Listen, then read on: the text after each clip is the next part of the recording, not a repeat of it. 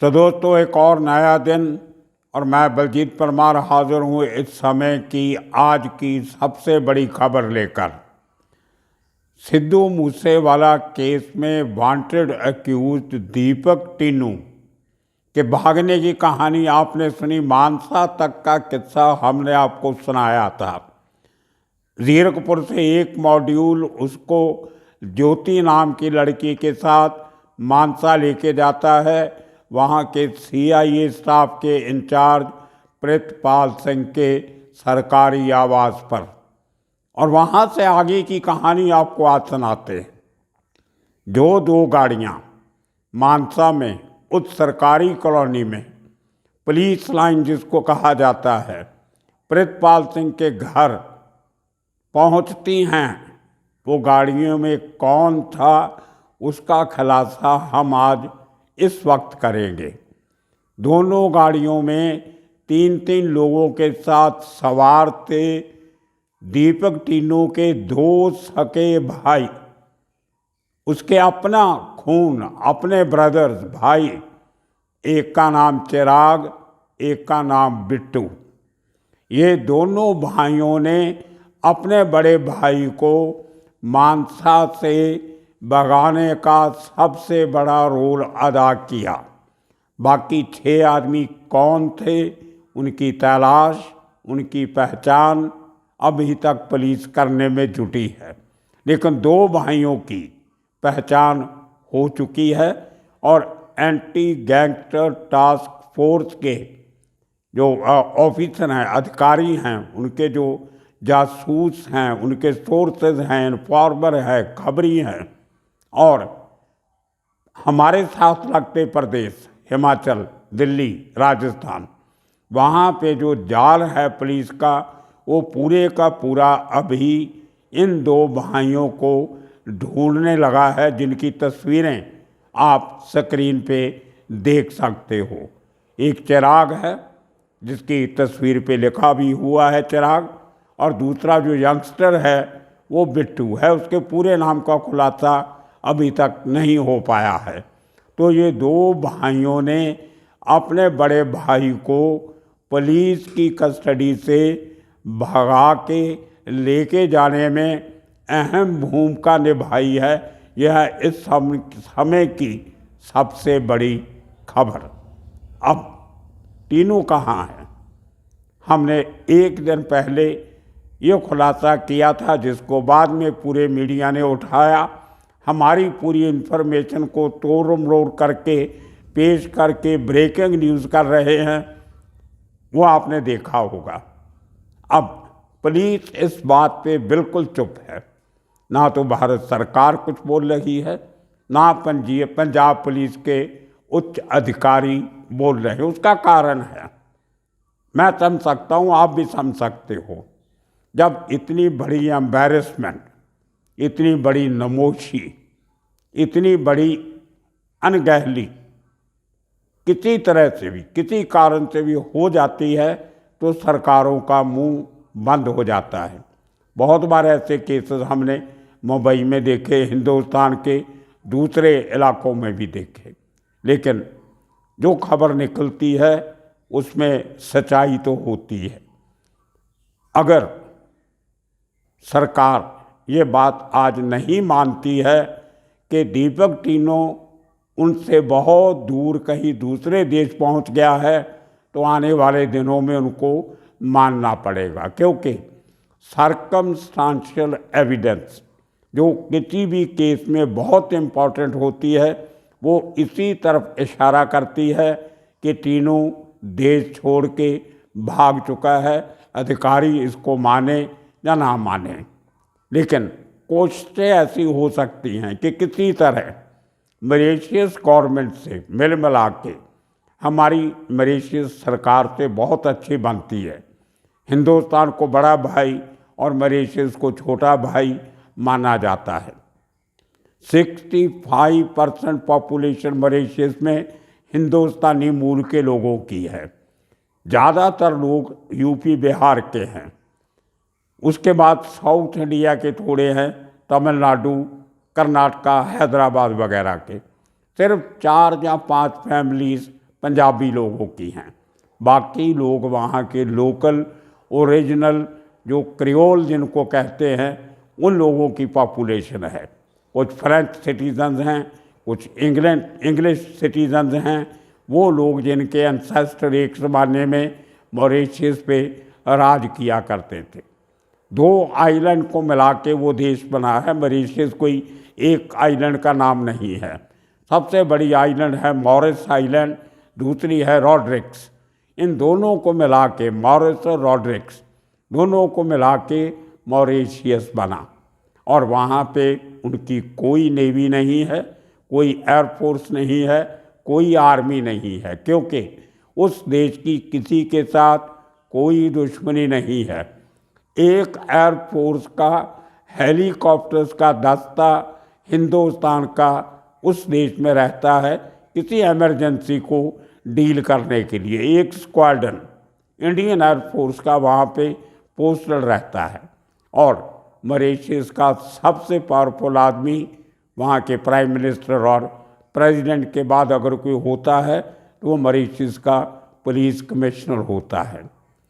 England में London के police commissioner की तरह जब वो पुलिस कमिश्नर एक बार लग जाता है तो तकरीबन अपनी मर्जी तक, जब तक वो चाहे, पुलिस कमिश्नर रह सकता है। और वो हाईएस्ट पेड एम्प्लॉय होता है अपनी सरकार का। अब थोड़ा सा कानून बदला है कि अगर वो पुलिस कमिश्नर, जो डिफेंस मिनिस्टर भी कहा जा सकता है, आर्मी का चीफ भी जहाँ पे है ही नहीं कुछ, तो पूरे के पूरी कंट्री की सिक्योरिटी और देख रक्षा सुरक्षा सब उस पुलिस कमिश्नर के हाथ में होती है। मैं पुराने ज़माने के 3-4 पुलिस कमिश्नर्स को बहुत अच्छी तरह जानता, तो उनसे मिलता भी रहा हूँ।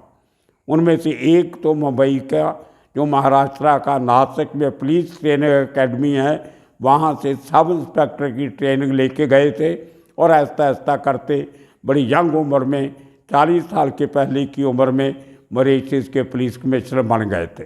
ये बातें मैं इसलिए बता रहा हूँ कि ये हमारे मॉरिशस का और हिंदुस्तान का रिश्ता है। आज भी मैं कई बार बखौर में कहता हूँ कि उतने लोग हमारे देश में भोजपुरी नहीं बोलते होंगे जितने लोग मॉरिशस में बोलते हैं। तो कहीं ना कहीं अंदर खाते भारत सरकार मॉरिशस सरकार के साथ मिलके चुपके से किसी तरीके से दीपक टीनू अगर मॉरिशस में है, साउथ अफ्रीका नहीं भी पहुंचा है, तो उसको लाने में कामयाब हो सकते हैं। दूसरी बात, क्यों मानते हैं हम कि टीनू भाग गया? अब देखिए, उसकी गर्लफ्रेंड जीरकपुर से मानसा पहुंचती है, टीनू के लिए 6 जोड़ी कपड़े खरीदती है। टीनू के भाई उनको भगा के मानसा से राजस्थान तक लेके जाते हैं। राजस्थान से एक टैक्सी किराए पे ली जाती है, जिसमें वहाँ पे पुलिस अपनी ट्रेल बंद कर देती है। उसके बाद पुलिस कुछ कहना नहीं चाहती कि उस गाड़ी में कौन कौन थे। उस गाड़ी में अकेली लड़की टैक्सी में मुंबई नहीं जाएगी। बहुत लंबा सफ़र है राजस्थान से मुंबई जाने का, और अकेली लड़की मुंबई जाएगी क्यों? अगर उसको छोड़ना ही था तो मानसा में कहीं छोड़ देते, साथ में लेके जाने की क्या ज़रूरत थी? अगर उस लड़की ने को मुंबई एयरपोर्ट पे लेके जाया गया है तो डेफिनेटली उसके साथ दीपक टीनू जरूर होगा। दीपक टीनू की कोई मजबूरी नहीं थी कि वो हिंदुस्तान में रहे और अपनी गर्लफ्रेंड को बाहर भेज दे। कितनी देर के लिए बाहर रहती, ये बात हजम नहीं होती। कुछ बातें कहने को और होती हैं, सुनने की और होती है, लेकिन समझने की ज़्यादा ज़रूरत होती है। तो दीपक का ये मानना पुलिस का, जो अभी तक इस बात की पुष्टि नहीं कर रहे कि दीपक कहाँ है, इस बात का खुलासा आज नहीं तो कल होना ही है, और वही होगा जो हम आपको ऑलरेडी बता चुके हैं। दूसरी बात, पुलिस का ये कहना कि दीपक टीनू देश छोड़ के नहीं, कहा नहीं है पुलिस ने, ना पुष्टि की है ना निकारा है, कि उसके बारे में बोलते नहीं है कि वो हमें इस बात का पता नहीं है कि वो चला गया कि नहीं चला गया। वो जो केंद्र सरकार की जो अनगहली है उसके खिलाफ नहीं बोलना चाहते। अब ऑफिशियली वो सही भी हो सकते हैं, क्योंकि दीपक टीनू नाम का कोई शख्स देश से नहीं भागा है। जो भागा है वो दूसरे नाम पे भागा है, अशोक कुमार के नाम पे, विनोद कुमार के नाम पे, सुरेंद्र सिंह के नाम पे, राम लभाया के नाम से, JK एंथनी के नाम से, कोई भी नाम होगा जिस नाम का पासपोर्ट बनाया होगा वो तो उस नाम से भागा है। दीपक टीनू नहीं भागा है, उस पासपोर्ट पे जो नाम है वो शख्स भागा है। तो उसी किस्म की बात एक ज़माने में पाकिस्तान किया करता था। जब हिंदुस्तान दाऊद इब्राहिम की मांग करता था तो पाकिस्तान का प्राइम मिनिस्टर तक के लोग कहते थे कि दाऊद इब्राहिम नाम का कोई शख्स हमारे देश में नहीं है, क्योंकि वो सही थे, टेक्निकली सच बोल रहे थे। जो शख्स जिसको हिंदुस्तान दाऊद इब्राहिम कहता था वो शख्स पाकिस्तान में एक दूसरे नाम से रहता था, आज भी रहता है, और उसका पासपोर्ट दूसरे नाम से बना हुआ है और उसकी नेशनैलिटी पाकिस्तानी है। तो पाकिस्तान भी सही, हिंदुस्तान भी सही, आदमी एक ही है, आइडेंटिटी दो हैं। एक आइडेंटिटी हिंदुस्तान की है, दूसरी आइडेंटिटी पाकिस्तान की है। तो उसी किस्म का ये कुछ चक्कर दीपक टीनू का बनता जा रहा है। ये कहना कि वो, इस बात की पुष्टि नहीं है कि भागा है, क्योंकि इनके रिकॉर्ड में जो मैनिफेस्ट होता है, पैसेंजर मैनिफेस्ट, जब आप फ्लाइट पकड़ते हो सब पैसेंजर का एक लिस्ट बनती है कि इस जहाज़ में एक नंबर ए जो रो होती है सीटों की, उसकी एक नंबर कुर्सी पे कौन पैसेंजर बैठा है। इसी तरह जितनी प्लेन की कैपेसिटी है 200 की, 250 की, 300 की, एयरबस से तो कम कैपेसिटी होगी, बोइंग का जंबो जहाज़ है तो ज़्यादा कैपेसिटी होगी। तो हर पैसेंजर का नाम, उसका सरनेम, उसका सेक्स, आदमी है कि औरत है, बच्चे हैं तो मास्टर लिखा होगा, या जो भी उम्र है वो साथ में बयान की जाती। और पूरे पैसेंजर्स का नाम का जो लिस्ट बनती है उसको टेक्निकल भाषा में पैसेंजर मैनिफेस्ट कहा जाता है। और उस पूरे मैनिफेस्ट में जो 200-250 बंदे उस फ्लाइट में होंगे, जिस फ्लाइट में उसकी गर्लफ्रेंड ज्योति को भी जाना था, उन सब का नाम उस लिस्ट में लगा होता है। अब जब आप वो लिस्ट देखते हो उसमें आपको दीपक टीनू नाम नहीं मिलेगा। टीनू तो वैसे ही उसका एक ऐसे ही नाम पड़ा हुआ है। वो अपने जो गोलियों से नाम लिखता था फेसबुक के डालने के लिए, वहाँ पे टीनू हरियाणा लिखता था। दीपक आगे उसका सरनेम कुछ और होगा, बाप का नाम होगा। तो लेकिन जैसे पहले 2-3 महीने पहले लॉरेंस बिश्नोई ने अपने सगे भाई अनमोल को नकली पासपोर्ट दिल्ली से बनवा के साउथ अफ्रीका भेज दिया। पहले दुबई से साउथ अफ्रीका, उसके बाद अपने भांजे को उसको आर्मेनिया भेज दिया, अजरबैजान भेज दिया। लॉरेंस बिश्नोई की ये हमेशा कोशिश रही कि उसके जितने करीबी हैं, जो खास लोग हैं, दायां हाथ बायां हाथ, उनको पुलिस से दूर रखा जाए। इसीलिए उसको पता था कि इन लोगों का सिद्धू मूसेवाला केस में नाम आएगा, और बाद में आया। उसके पहले ही उसने भाई और भांजे को बाहर भेज दिया। वो एक बार 2 आदमी चले गए तो गैंगस्टर बहुत दूर की सोचते हैं। उनको लगा आगे के लिए जिस आदमी को भगाना है उसको पुलिस कस्टडी से तो भगाना ही है, लेकिन उसके बाद उसको देश से भी भगाना है ताकि दोबारा नहीं पकड़ा जा सके। लेकिन मैंने जैसे हमेशा कहता हूँ, शातिर अपराधी भी कभी ना कभी हर हाल में कोई ना कोई गलती कर बैठता है, कोई ना कोई सबूत पीछे छोड़ देता है। इस केस में भी उसको लगा होगा कि अगर पूरे के पूरे बाहर के आदमी होंगे तो कल को अगर पकड़े जाएं, जब कुछ हो जाए तो वो शायद दीपक टीनू का साथ नहीं देंगे, इसलिए उनके भाइयों को साथ में जोड़ा गया। उन भाइयों की तस्वीर हम आपको दिखा रहे हैं। एक भाई की जो हुलिया है वो अगर थोड़ा सा उसको मेकअप किया जाए तो वो काफ़ी हद तक थोड़ी बहुत चेंज करके वो टीनू से, दीपक टीनू से काफ़ी हद तक मिल सकता है। ये मेकअप की सफाई का मामला है, कितना एक्सपर्ट मेकअप मैन है जो उसका हुलिया चेंज कर दे। ये कोई बहुत बड़ा काम नहीं है।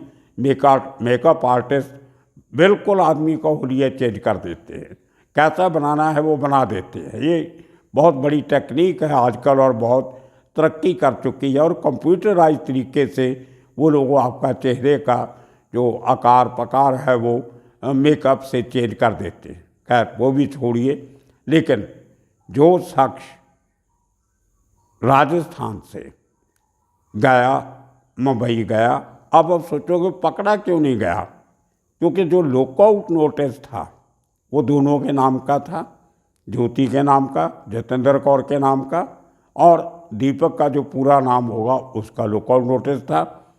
इसका नाम असली था, पासपोर्ट असली था, ये पकड़ी गई। दीपक और नाम पे ट्रैवल कर रहा है, वो नहीं पकड़ा गया। और फिर आप पूछोगे मॉरिशस ही क्यों, वो और कहीं क्यों नहीं गए? उसका सिंपल कारण ये है, रीज़न ये है कि मॉरिशस में जाने के लिए वीज़ा की ज़रूरत नहीं होती। वीज़ा इंडियन सिटीजन्स के लिए वीज़ा ऑन अराइवल है।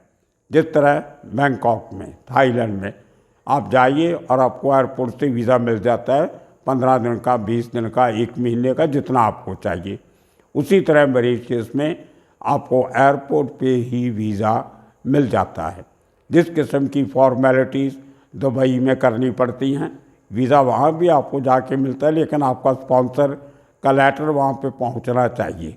इस किस्म की बंदिश मॉरिशस में और बैंकॉक में नहीं है। तो ये अगर एक लेडी को, दीपक टीनू ने अपनी गर्लफ्रेंड को भगाना ही होता तो कोई ऐसा कारण नहीं नज़र आता कि वो क्यों भगाएगा। अगर वो औरत मानसा से ही गायब हो जाती, उसका क्या रोल था? कुछ नहीं। जीरकपुर से 4 कपड़े लेके गई थी, औरतों की रोल नहीं था। उसने तो दीपक को भगाया नहीं। उसकी गर्लफ्रेंड थी, उसने बोला होगा कपड़े लेके आ जा, चली गई, और वहाँ से वापस अपने घर आ जाती। पुलिस वाले पकड़ते भी 2-4 दिन के बाद छोड़ना पड़ता था। कोई और गुनाह तो किया नहीं उसने कुछ। तीनों को अपने घर पे नहीं रखा, तीनों को हथियार नहीं दिए, तीनों को भगाया नहीं, तो उसको क्या ज़रूरत थी देश छोड़ के भागने की? इसको हम कहते हैं सर्कमस्टांशियल एविडेंस। तो आने वाले दिनों में इन चीज़ों का पूरा खुलासा बड़ी तरीके से होगा। और प्रॉब्लम ये है कि इसमें पंजाब पुलिस का उतना कसूर नहीं है जितना केंद्र सरकार का है, क्योंकि जो इमिग्रेशन स्टाफ है एयरपोर्ट पे, हर इंटरनेशनल एयरपोर्ट पे, वो किसी राज्य के अंडर नहीं आता, वो इंटेलिजेंस ब्यूरो के नीचे आता है। जितने ऑफिसर आपका पासपोर्ट चेक करते हैं, आपका वीज़ा वगैरह जो और फॉर्मेलिटी देखते हैं, वो सब के सब इंटेलिजेंस ब्यूरो के मुलाजिम हैं। दूसरी बात, नकली पासपोर्ट जो बनता है, नकली नाम पे, पासपोर्ट तो असली होता है, फेक डॉक्यूमेंट्स पे जो बनाया जाता है वो कोई राज्य नहीं बनाता, वो भी केंद्र सरकार बनाती है। भारत सरकार की मिनिस्ट्री ऑफ एक्सटर्नल अफेयर्स बनाती है। अगर वो पासपोर्ट बना तो उसमें सबसे बड़ी चपेट जो है वो हमारी मिनिस्ट्री ऑफ एक्सटर्नल अफेयर के नीचे आते पासपोर्ट ऑफिस के ऊपर है। और पासपोर्ट ऑफिस में कैसे काम होता है आपको सबको मालूम है। तीसरी बात, जो एयरपोर्ट पे सबसे बड़ा चेक होता है वो कस्टम का चेक होता है कि आप क्या लेके जा रहे हो, कोई ड्रग तो नहीं है, कोई बैंड मटेरियल तो नहीं है। उसकी सबकी चेकिंग कस्टम्स करता है, और कस्टम भी केंद्र सरकार के नीचे आता है। अगर ये सब केंद्र की एजेंसीज एक आदमी को नहीं पहचान सकी, उसको रोकने में कामयाब नहीं हो सकी, तो इसमें पंजाब पुलिस का या पंजाब सरकार का कोई दोष नज़र नहीं आता। आने वाले दिनों में इसी किस्म की कहानियाँ लेके कहाँ गलतियाँ हुई, कहाँ खामियाँ रही, कहाँ कमज़ोरियाँ नज़र आईं, और कहाँ क्या क्या जो होना चाहिए था वो नहीं हुआ, एक ही गलती जो पंजाब पुलिस की नज़र आती है वो प्रितपाल सिंह को खुला हाथ देने की थी। उसको जो बिल्कुल ढीला छोड़ा हुआ था, तुम जो मर्जी करो, लेकिन अगर उसने गलती की है तो उसके सीनियर्स को भी सज़ा मिलनी चाहिए, जिनकी डेरिलिक्शन ऑफ ड्यूटी की वजह से उन्होंने कोई चेक, कोई कंट्रोल प्रितपाल सिंह पे नहीं रखा। आने वाले दिनों में और किस्से कहानियाँ लेके फिर हाजिर होंगे। तब तक के लिए आप सबका शुक्रिया, धन्यवाद।